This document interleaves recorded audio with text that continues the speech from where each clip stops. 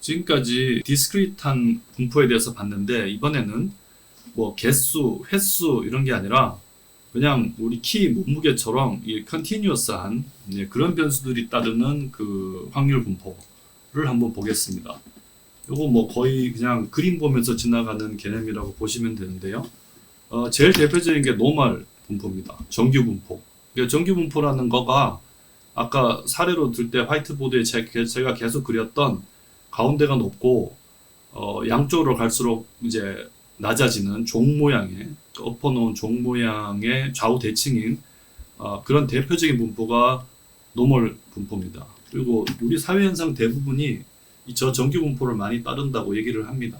대부분 뭐 자연 현상이든 사회 현상이든 정규 분포 많이 따르기 때문에 이걸 우리가 사실 제일 많이 씁니다. 우리가 이제 정규 분포와 관련해서는 아규먼트라는 걸 줄 때 평균이 얼마고 그것의 표준 편차가 이제 얼마일 때의 정규 분포 뭐 이런 식으로 평균과 표준 편차 두 개를 정해주면 정규 분포의 모양이 확정이 됩니다. 이제 그럴 때 평균이 0이고 표준 편차가 1일 때 그 변수 값이 0일 때의 확률 밀도가 얼마지? 하고 물어보면 뭐 0.398, 뭐 0.4 정도 된다고 이제 알려주네요.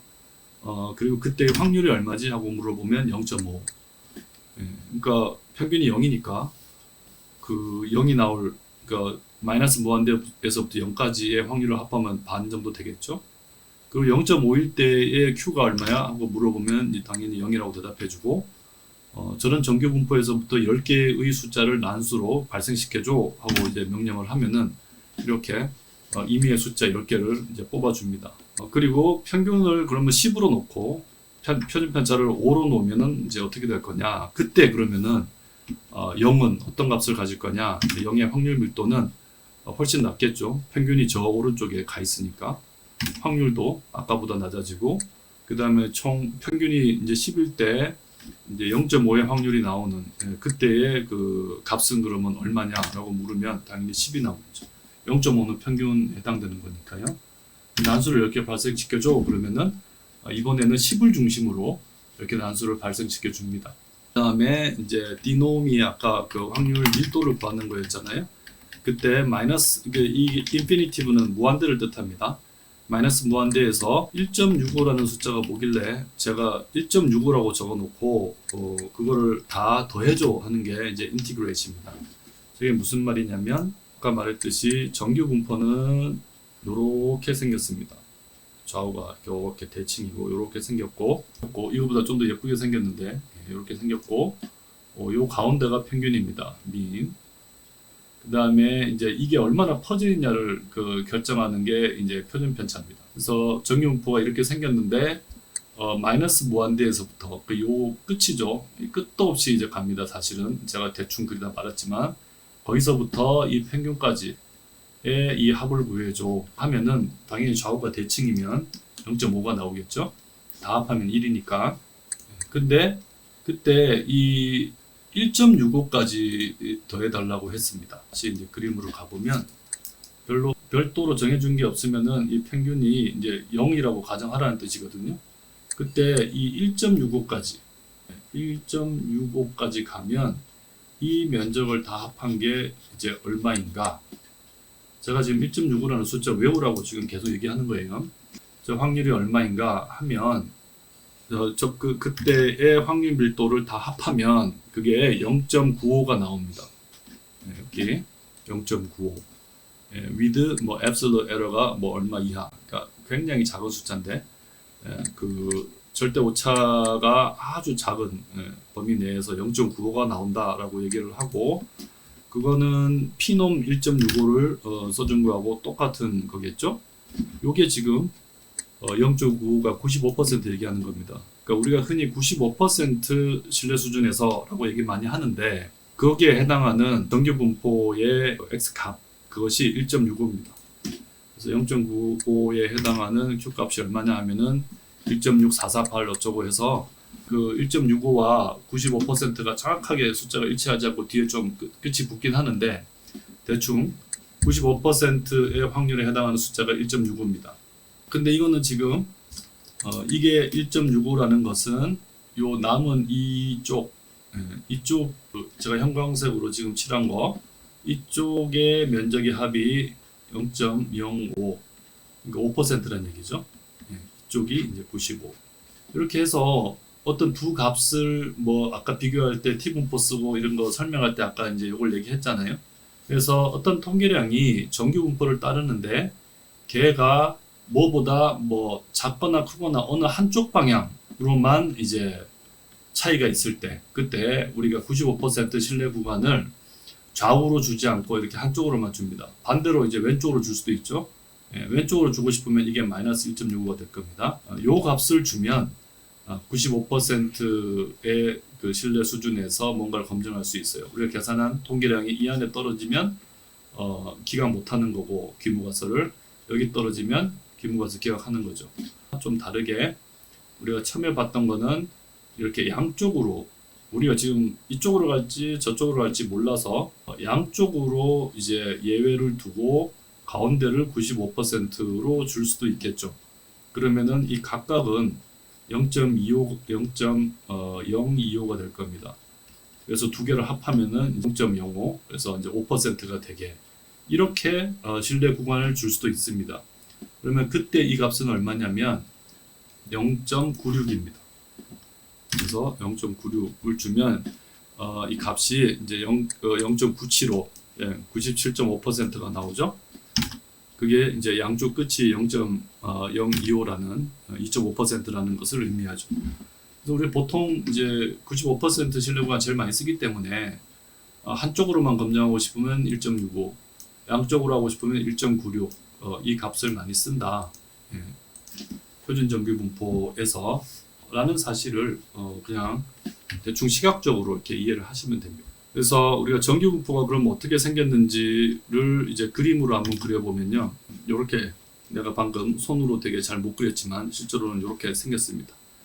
요거는 지금 마이너스 3에서 3까지 실제 그래프는 무한대까지 양쪽으로 뻗어가는데 이 밖은 너무나 작은 숫자이기 때문에 마이너스 3에서부터 3까지만 그려봤습니다. 그리고 그것이 정규 분포를 따른다고 했을 때 확률 밀도 함수를 그려달라. 그냥 다른 인자 없이 정규 분포가 따른다고 하면 그거는 평균은 0이고 표준 편차가 1인 그런 표준 정규 분포를 그려달라는 말이 됩니다. 그리고 이번에는 평균이 1이고 표준 편차가 0.5인 것을 그려줘 라고 하면 당연히 이 그림이 오른쪽으로 가겠죠, 그죠? 그래서 이게 0이 아니고 평균은 1이 될 것이고 표준 편차가 1이 아니고 0.5가 되면 얘보다 훨씬 좁은 그림이 될 겁니다. 그래서 실제로 이제 한번 그려보면 이런 모양을 보이죠. 평균은 1이고 표준 편차가 작기 때문에 훨씬 좁아졌죠. 근데 제가 그림을 마이너스 3에서 3까지 그려달라고 했으니까 이쪽이 지금 길쭉하게 좀 더 많이 그려져 있습니다. 지금 이거는 확률 밀도 함수를 그린 거잖아요. 확률은 계속 이제 여기서부터 여기까지 아래 면적을 다 더한 거니까 확률을 그림으로 그려줘 하면은 이제 확률의 분포를 그리면 이렇게 됩니다. 이게 누적 정규 분포라고 이 그림에서 마이너스 무한대 또는 마이너스 3에서부터 이 아래 면적을 계속 이제 합하는 거죠. 그러면은 이때까지는 가파르게 계속 증가할 것이고 면적의 합이 그 다음부터는 증가하는 양은 줄어들지만 계속 증가는 합니다. 그죠? 왜냐하면 지금 0보다 큰 값이 계속 더해지니까 그 모양을 그려보면 이 S자 커브가 됩니다. 이건 이제 누적 정규 분포의 그림이라고 합니다. 정규 분포는 우리가 이제 많이 보는 그림이기 때문에 그려서 조금 더 누적 정규 분포도 보여드리고 지금 뭐 그러고 있습니다. 그 다음에 이제 R놈이라는 걸 써서 표준 정규 분포에서 1000개를 뽑아내 가지고 히스토그램, 그러니까 막대 그래프 비슷한 거예요. 그걸 그려줘라고 하면 그런 다음에 이제 우리 이 선 그래프하고 이제 같이 해보면 우리가 공식으로 그린 이 빨간 선으로 그린 게 평균이 0이고 뭐 표준 편차가 1일 때 그때의 정규 분포 곡선 그러니까 공식에 의해서 도출한 거고 그 다음에 그런 분포를 따르도록 난수를 1000개 발생시켜 가지고 막대 그래프를 그려보면 이 공식에 의한 그래프하고 비슷하게 지금 가는 거죠. 이게 이제 R롬이라는 게 실제로 정규분포를 따른다고 가정하되 난수를 발생시킨 거잖아요. 근데 그거를 한 10개 정도만 하면 이 빨간 선하고 잘 안 맞습니다. 근데 100개, 1000개 이렇게 개수가 늘어나면 이렇게 이제 따라가는 겁니다. 그래서 여러분들이 뭘 조사하거나 해가지고 정규분포든 뭐 어떤 분포든 확률 분포를 이용해서 뭔가를 검증한다고 하면 샘플의 개수가 좀 많아야 된다는 게, 이 개수가 좀 일정 수 이상 돼줘야 우리가 가정하는 그 분포를 비슷하게 따라가게 됩니다. 그걸 보여드리기 위해서 그 샘플링 한 거하고 공식에 의한 그림 두 개를 지금 비교해서 같이 보여드렸습니다. 이게 이제 그 연속형 변수의 대표적인 분포죠. 정규분포. 그리고 정규분포하고 거의 비슷하게 생겼는데 이렇게 그 코시 분포라는 게 있습니다. 저것도 사람 이름이고요.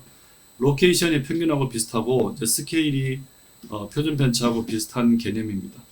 이제 정규분포하고는 비슷하게 생겼는데 확률 밀도의 크기가 다른 그런 모양을 보이는 분포를 코시 분포라고 합니다. 그것에 확률 밀도 계산하는 함수, 확률 계산하는 함수, 이 가로축의 값 구하는 함수, 랜덤하게 뭐 난수 발생시키는 함수, 이게 다 코시라는 이름 앞에다가 DPQR 쓰면 되더라. 코시 분포라는 거를 이제 그림으로 한번 그려보면 x를 마이너스 7에서 7까지 그려달라고 제가 그랬고요. 그 다음에 이제 그 정규 분포 따르는 그림하고 코시 분포 따르는 그림하고, 그 정규 분포가 평균이 0이고 표준편차 1인 경우, 코시 분포에서 로케이션 0이고 스케일이 1인 경우, 이 두 그림을 비교해서 그려달라고 지금 코딩을 했는데, 그러면은 이렇게 생겼습니다. 파란색이 정규 분포입니다. 정규 분포가 이렇게 이제 생겼고요. 그거에 비해서 코시 분포는 평균이 좀 낮고 꼬리가 좀 더 두텁습니다. 정규 분포는 사실 평균적으로 사회현상이 좀 많이 몰려있다고 생각하는 거고, 그것에 비해서 정규 분포에 비해서 훨씬 예외가 많은 그런 어떤 사회현상을 다룰 때는 이제 코시 분포를 씁니다. 역시 이제 좌우 대칭인 거는 마찬가지예요. 그 다음에 제가 처음에 예로 든 T 분포도 이제 그 연속형 변수에서 많이 쓰이는 건데, T 분포에서는 이제 이 DF라는 게 Degree of Freedom이라고 자유도만 정해주면 그 분포가 나옵니다. 그래서 T 분포는 기본적으로 중심이 0이라고 가정을 하고 있는데, 그때 0의 값이 가지는 확률 밀도가 얼마냐? 0.389 정도 되고, 그때 확률이 얼마냐? 0.5? 0일 때 0.5인 걸로 봐서는 0을 중심으로 좌우 대칭이구나, 이런 걸 이제 조금 추측할 수 있고, 그 다음에 확률이 0.5일 때의 값은 얼마냐? 0. 뭐 당연한 일이네, 이렇게 생각할 수 있고, 그 다음에 이제 T 분포도 이렇게 난수 발생시킬 수 있고, 아까처럼 이제 T 분포에 관해서 이번에는 그림을 다 T 분포에 대한 그림인데요. 자유도가 1인 경우와 2인 경우와 그 다음에 자유도가 무한대인 경우, 뭐 이 세 가지 가지고 비교해서 그림을 한번 그려보겠습니다. 그리면은 아까 T1이 자유도가 이제 1인 경우고요. 그 다음에 T2는 자유도가 2인 경우고, 그 다음에 자유도가 무한대인 경우는 이제 이 그 파란색 그래프입니다. T 분포에서 자유도가 무한대로 가면 요거는 정규 분포와 거의 일치하게 됩니다. 그런 면에서 T 분포도 코시 분포처럼 정규 분포에 비해서 중심에 덜 몰려 있고, 양쪽으로 꼬리가 더 두터운, 예외가 훨씬 더 많은 그런 상황에서 쓰이는 분포라는 것을 알 수가 있죠. 그리고 자유도를 가지고 얼마나 꼬리를 더 두껍게 하고 중심에 덜 몰리게 할 것이냐 하는 것을 정해줄 수 있습니다. 그 다음 그래프는 역시 비슷한 건데요. 자유도 1인 경우, 2인 경우, 무한대인 경우, 그 다음에 정규 분포 하고 코시 분포까지 다 넣어가지고 한번 그려보겠습니다. 정규 분포는 평균 0, 표준 편차 1, 코시 분포는 로케이션 0, 그 다음에 스케일 1로 해서 이제 그려볼게요. 이 세 개를 다 비교하는 이유가 이것들이 그 전부 다 좌우 대칭인 뭐 저런 형태의 모양을 보이기 때문입니다. 그래서 이렇게 해놓고 나서 보면 이제 정규 분포가 보이는 색깔이 있고 T 분포가 보이는 색깔이 있고 한데요. 지금 그림이 세 개밖에 없잖아요. 자세히 보면 지금 겹쳐 있어요. 그래서 T 분포에서 약간 무한대 T 분포가 무한대까지 가면은 그게 정규 분포가 된다 그랬잖아요. 그래서 정규 분포의 색깔과 T 분포에서 자유도가 무한대인 것이 지금 이 색깔로 지금 들어가 있는 거고요. 반대로 T 분포의 자유도가 극히 낮은 경우, 자유도가 1인 경우는 그때 쿼시 분포 0, 1인 경우하고 이제 겹쳐 있습니다. 그래서 정규 분포, T 분포, 쿼시 분포 이 세 개가 모양 비슷하고 저렇게 그 안에 있는 그 모수를 뭘로 정해주느냐에 따라서 같은 모양을 보이기도 하고 다른 모양을 보이기도 한다 하는 걸 이해하시면 됩니다. 그 다음에 지금처럼 좌우 대칭인 이런 그래프 말고 그렇지 않은 분포도 있거든요. 우리가 뭐 계속 증가하거나 계속 감소하거나 뭐 이런 것도 있을 수 있잖아요. 곡선형으로. 그런 거 할 때 많이 쓰는 게 이제 지수 분포입니다. 아까 그 앞에서 포화송 분포가 일정 시간 내에 어떤 사건이 벌어지는 횟수에서 많이 쓴다고 했는데 이 지수 분포는 어떤 사건이 발생할 때까지 걸리는 시간, 어떤 사건이 발생할 확률이 뭐 몇 퍼센트 정도 된다. 근데 그게 과연 10분 내에 발생할 거냐, 뭐 20분 내에 발생할 거냐 하는 그 시간이 보여주는 이제 분포, 확률 분포를 나타낼 때 이 익스포넨셜을 많이 씁니다. 그거에 이제 모스는 레이트라는 걸 하나 정해주면 되는데요.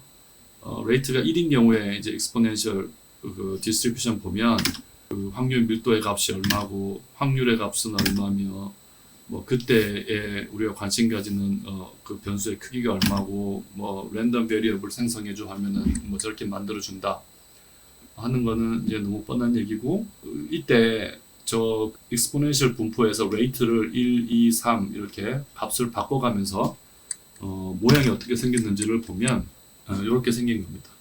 이렇게 곡선 형태로 이제 지금 작아지는 건데 그때 값에다가 모수를 뭘 어떻게 주고 또는 플러스를 곱해주고 마이너스를 곱해주고 이런 거에 따라서 뭐 이런 그래프가 될 수도 있고 뭐 이런 그래프가 될 수도 있고 그래서 기하급수적으로 증가하거나 감소하는 그런 사회 현상을 나타내고 싶을 때 그때 이 지수 분포 exponential distribution 많이 쓴다.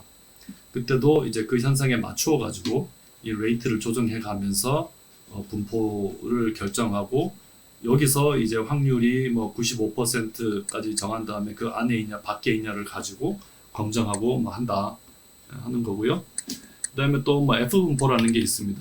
F 분포는 회귀 분석할 때 보게 되는 건데요. T 분포처럼 이건 degree of freedom 자유도라는 거를 줘서 F 분포의 모양을 결정하는데 F 분포는 자유도를 두 개 가집니다. 그래서 첫 번째 자유도 1도 1, 자유도 2도 1인 경우 뭐 그때의 확률 밀도의 값이 얼마고 확률이 얼마고 F 값이 얼마고 그 다음에 랜덤하게 생성하면 얼마고 뭐 이런 것들을 똑같이 할 수 있고요. 그 다음에 이제 이때도 여기에 대해서도 그래프 그려볼 텐데 자유도가 두 개라서 이제 함수를 그 먼저 만들어서 이제 그림을 그리는데 뭐 이런 프로세스에는 너무 주목하실 필요 없고요. 그 df1이라는 함수 안에 자유도가 각각 1과 1인 경우, df3는 3과 1인 경우, df5는 5와 1인 경우 이 두 개의 조합은 뭐 정말 수십 수백 가지 그러니까 두 개 그 자유도의 조합은 나올 수 있습니다. 근데 그냥 뒤에 거는 1로 고정하고 앞에 거 1, 3, 5로 해가지고 세 가지 그 F 분포의 확률 밀도를 구하는 그 함수를 제가 이제 따로 한 번 더 만드는 겁니다.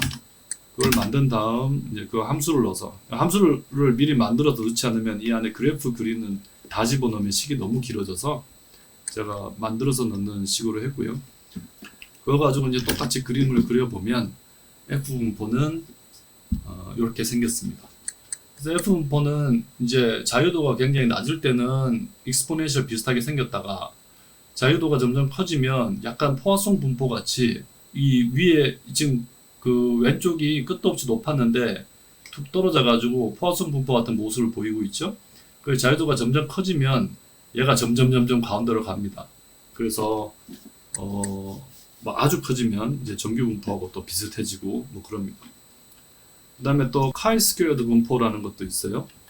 요것도 이제 그 자유도 degree of freedom을 정해주면 되는데 그거 가지고 DPQR 구하는 건 마찬가지고, 그 다음에 하이스퀘어 분포에서 자유도가 1, 2, 3일 때 어떤 모습을 보이는지를 보기 위해서 이제 그래프를 한번 그려보면 이런 모습을 보입니다. 역시 자유도가 아주 낮을 때 하이스퀘어 분포 이렇게 되고, 그 다음에 자유도가 3인데 오타가 났네요. 3으로 바꿔가지고 다시 한번 그리면, 그러니까 2일 때만 해도 요게 좀 더 내려와서 이렇게 있는데 3이 되면은 또 여기 내려와가지고 위로 볼록한 모양을 보이죠. 이 계속 값이 커지면 점점점 이제 정규 분포하고 좀 더 비슷해질 거라고 우리가 좀 추측을 할 수 있죠. 지금까지 이제 이게 오늘 설명하려고 하는 이제 연속형 확률 분포의 마지막인데요. 이런 여러 가지 전형적인 분포들이 여러 통계학자, 수학자에 의해서 지금 밝혀져 있고, 저런 분포를 보이는 통계량들이 또 전형적인 게 이렇게 다 정해져 있습니다. 다양한 사회현상들이 있습니다. 그 사회현상 중에서는 앞에서 설명했던 이산적인 거, 그러니까 디스크리트한 것도 있고, 또 어떤 거는 키나 몸무게처럼 이제 컨티뉴어스한 거, 그러니까 연속적인 것도 있습니다. 그런 다양한 변수들 안에서도 이것이 무엇에 베르누이 시행을 여러 번 했을 때에 같은 몇 번 나오느냐 하는 걸 따지는 그런 거 비슷한 건가? 일정한 시간 안에 어떤 사건이 몇 번 벌어지는가 이런 걸 보는 것과 비슷한 건가? 또는 연속형 변수로 와서도 이게 지금 뭔가 정규분포를 따르는 거, 코시분포 따르는 거, 어떤 현상에서는 어떤 분포를 가정하는 것이 더 좋다, 이런 것들이 다 좀 개발이 돼 있어요. 그래서 그 통계량을 이제 계산하는 공식도 사실은 이 정규분포 곡선 구하는 그 함수 공식 되게 복잡합니다. 외우기 어려울 정도로 복잡한데, 어쨌든 어떤 개발되어 있는 그 통계량을 계산하는 방식이 있고, 그 방식으로 그 통계량을 계산할 경우 그 통계량은 우리가 사전에 알고 있는 어떤 이런 확률 분포를 따를 것이다, 따른다 하고 우리가 일단 가정하는 거죠. 믿는 거죠. 그래 놓고 표본을 조사한 다음에 거기서부터 구해진 그 통계량이 95% 범위 안에 있으면 별다른 차이 없다, 이제 이렇게 보는 것이고, 그 귀무가설을 있는 그대로 받아들이는 것이고, 근데 이게 벗어났다 그러면은 우리 가설이 맞지 않다, 가설이 기각됐다, 이렇게 이제 해석하는 것이고, 그런 겁니다. 지금은 제가 검정하는 방법을 강의하지 않고 그 추정과 검정, 가설, 추정, 검정에 이르는 프로세스를 말로 설명하고, 그 다음에 거기에 쓰이는 확률 분포 또는 확률 밀도 함수를 막 이렇게 빠르게 그냥 보여드렸어요. 복잡한 강의 들으시느라고 수고 많으셨습니다.